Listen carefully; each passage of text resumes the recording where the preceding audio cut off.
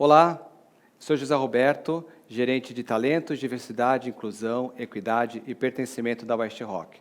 Estou aqui hoje com vocês para apresentar o Seedbox, framework que nós criamos para ajudar outras empresas nessa jornada da diversidade. A gente entende que ainda não concluiu nossa jornada, nós estamos nesse caminho também. Mas chegamos a um determinado ponto onde outras empresas já podem utilizar as lições aprendidas que nós temos.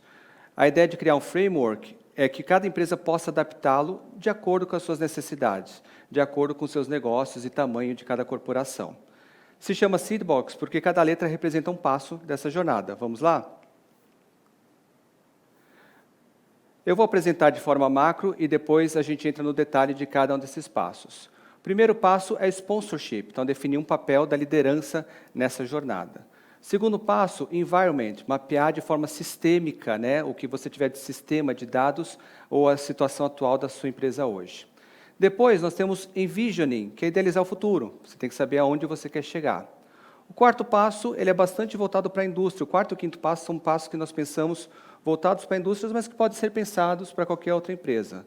Quarto seria o dive, onde você vai mergulhar nas questões culturais. Então, quando a gente fala de indústria, muitas vezes a gente costuma dizer que nós temos duas camadas de cultura, uma corporativa, de escritório, e outra de chão de fábrica. Por isso é importante mergulhar nas questões reais e culturais da empresa. Depois o briefing, com isso já mapeado e levantado, é preparar as pessoas para que elas possam ter esse conhecimento, como prepará-las desde o começo. Muitas pessoas estão se afastando dessa questão da diversidade por não entender, por achar que elas não fazem parte, ou que isso não importa, ou, de certa forma, até não concordarem com o que a gente está falando. Essa fase de briefing é uma das mais importantes, onde a gente diz que resgata essas pessoas para que elas possam fazer parte da jornada da diversidade também. Depois vem o onward. Então, com tudo isso pronto, com tudo isso montado, você vai ter a fase onde, de fato, você vai entregar suas atividades, onde, de fato, vai ter uma lista já de coisas acontecendo, coisas para entregar e resolver dentro da empresa, e também revisar os passos anteriores. Por fim, a gente tem a parte de externalizar, onde você tiver com tudo concluído, você já consegue, então, finalmente, mostrar para o mercado e se apresentar como uma marca diversa, como uma empresa que trabalha com a diversidade. Então, agora a gente vai entrar no detalhe de cada uma dessas fases. Quando a gente fala de sponsorship, é importante que essa mudança cultural tenha um patrocínio. Você não vai conseguir fazer toda a mudança da empresa se você não tiver alguém da autogerência, de um alto escalão, patrocinando e apoiando essas mudanças. A gente entende que dificuldades vão surgir, coisas vão surgir no meio do caminho, que muitas vezes as pessoas vão deixar a diversidade de lado, vão priorizar outros pontos, vão achar que aquilo é menos importante. Então, essa é a importância de um papel de um sponsor, de um patrocinador ou patrocinadora forte no projeto, para que quando chegar nesse momento onde alguém pensa em deixar de lado a diversidade, essa pessoa fala, não, isso é prioridade, isso é estratégico para a empresa. Quando você tenta implementar a diversidade sozinho, sem esse apoio, fica muito complicado, porque a cada momento surge uma vontade ou alguém que não quer priorizar aquele ponto. Por exemplo, quando você tem numa produção uma queda de performance ou um comportamento diferente, algo que as pessoas não estão acostumadas, primeira coisa que se pensa, vou contratar pessoas daquele tipo que eu estava contratando. Então, se, por exemplo, é uma empresa muito masculina, onde contrata muitos homens, não vou contratar mais mulheres porque está mudando alguma coisa aqui e eu não estou gostando, a performance está reduzindo. Esse é o primeiro passo que a pessoa vai tentar fazer, falar que não quer mais trabalhar com a diversidade. E o papel do sponsor, nesse caso, é falar, não, você vai sim continuar contratando as mulheres e você vai resolver o problema principal, entender o que está acontecendo de errado e resolver esse problema, e não simplesmente deixar de trabalhar com a diversidade. Esse é o principal, muito mais do que a questão financeira, de budget e aprovação, que também existe, mas o sponsor tem esse papel fundamental de patrocinar e garantir que não vai ser deixado de lado. E, claro, só selecionar o sponsor não é a única tarefa, você precisa prepará-los também. Então, digamos que você tem ali diretores, vice-presidentes ou presidentes da sua empresa, eles precisam ali de um banho de loja, que a gente chama, ou uma preparação, um treinamento aprofundado em diversidade, para que entendam a necessidade de trabalhar com isso e quanto isso faz parte da estratégia.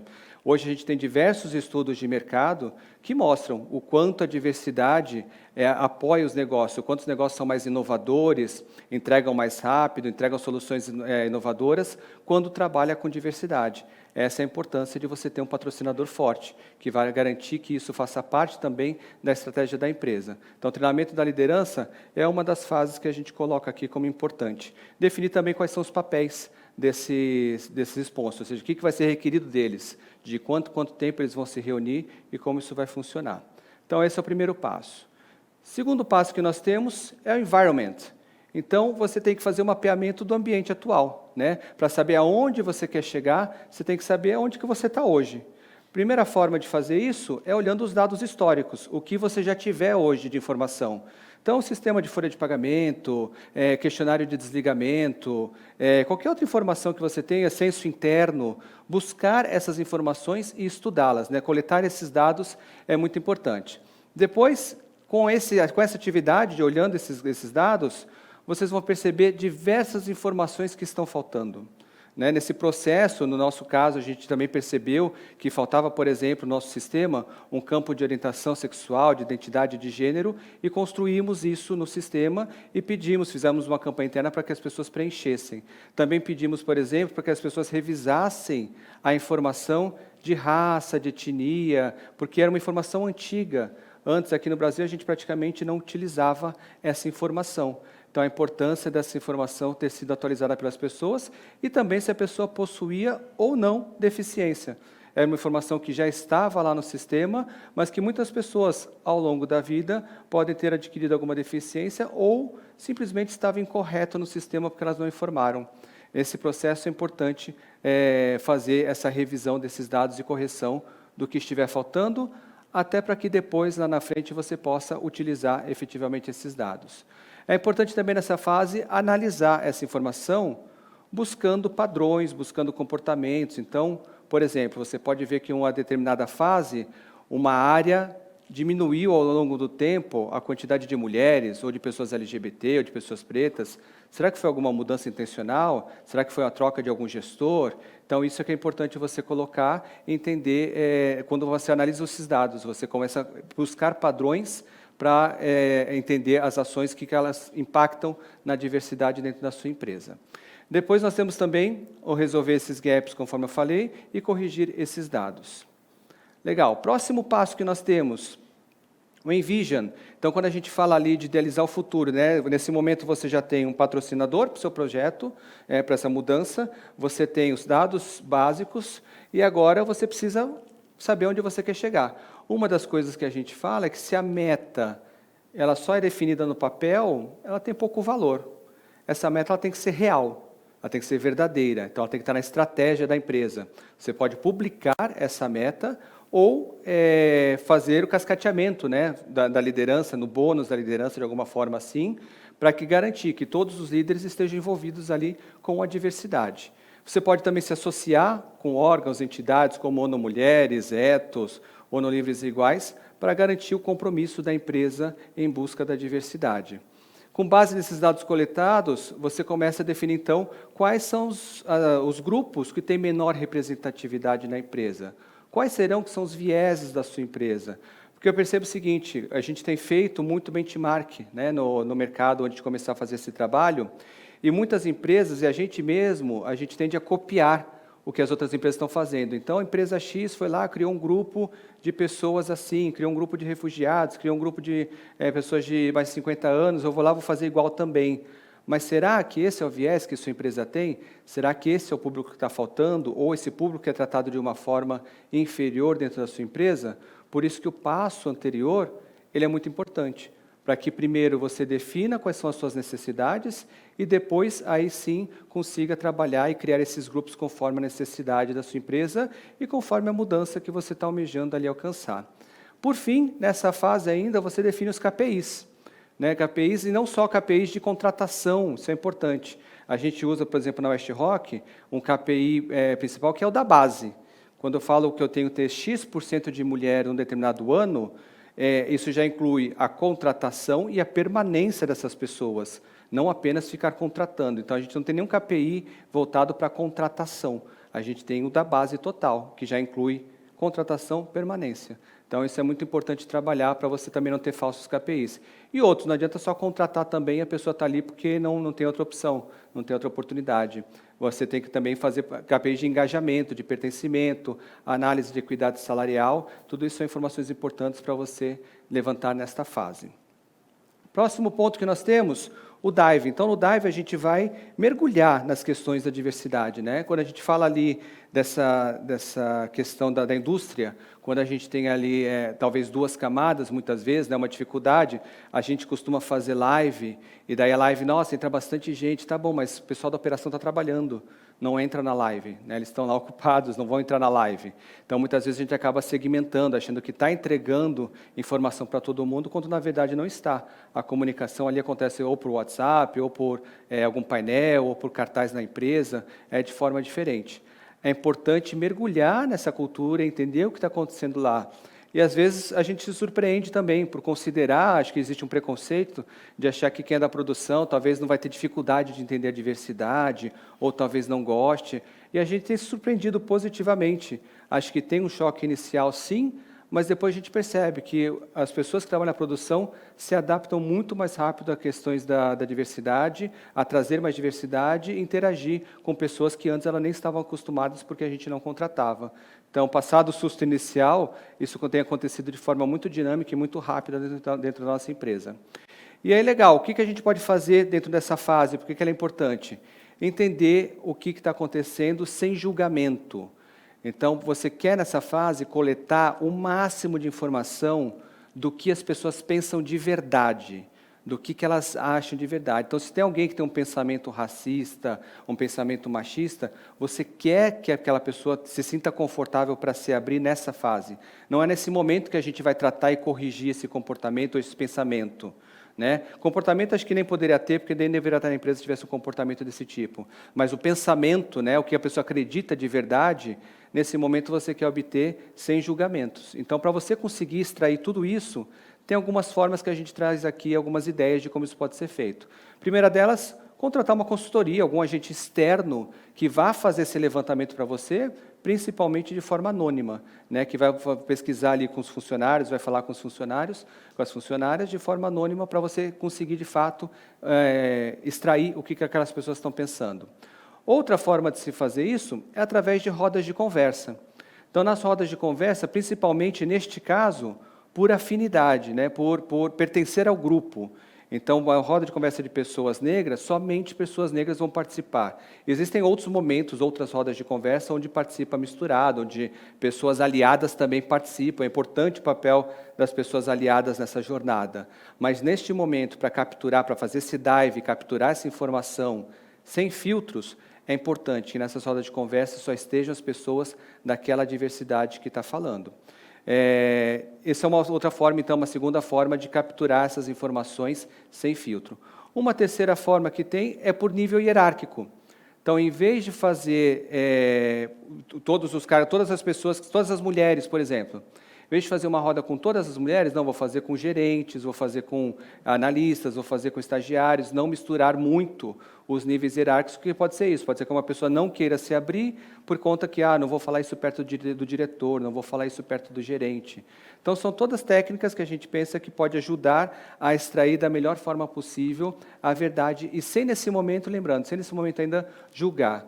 É importante estar preparado para conversas muito difíceis, porque quando você abre ali e percebe a pessoa, você abre o que acontece com ela e você conhece um pouco da história de vida dela, muitas vezes fica pesado, né? A gente tem essa dificuldade hoje, a gente está trabalhando também internamente, como eu falei, a gente está na nossa jornada, então na nossa jornada a gente percebeu que essas rodas de conversa têm sido cada vez mais intensas, e agora a gente está buscando uma forma de ter uma estrutura, um apoio de algum profissional da psicologia maior para tratar essas rodas de conversa. Então, isso também faz parte da nossa jornada.